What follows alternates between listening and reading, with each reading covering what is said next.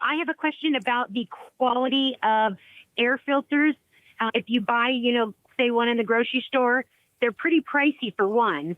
And when I need two every month, I usually just get the ones from Walmart, the multi-pack, the one that it's green on the filter area. And I wanted to know if it really matters so much.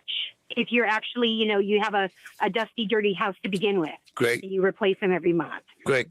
Well, Casa Grande can't have too much dirty left over. Y'all sent a haboob up here. I think we got just about all the dust y'all have left over. This is but Rickey, she's changing it twice a month, so we got her in habit right there. Now, what about that particular filter question? Well, that's a good habit to have if you need to do it that many times. What we call those filters is rock catchers. So you're going to get a lot of dust inside the equipment, and dust is probably one of the biggest no-nos for equipment. You start to impact that indoor coil. You start to impact that blower wheel. Cause a lot of stress on the motor, and it also affects the efficiency of the system. So it's better to go with I would say a pleated filter, depending on your ductwork. If your ductwork allows enough airflow, yes, a pleated filter is great for that.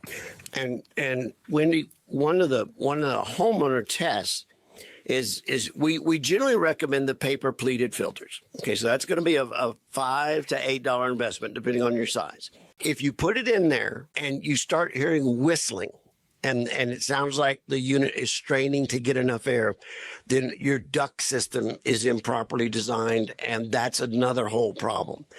But we generally recommend paper pleated 1-inch filters. Turn it on. If it concaves, if it collapses, if it sucks up into the unit, or you hear whistling, you have to go back to the spun fiberglass. But like I say, those are, like Rickey called it, they're rock catchers. I used to say you could throw a cat through them, but then the cat owners got upset with it. Then I started saying you throw a chicken through it, and then the chicken people got mad at me.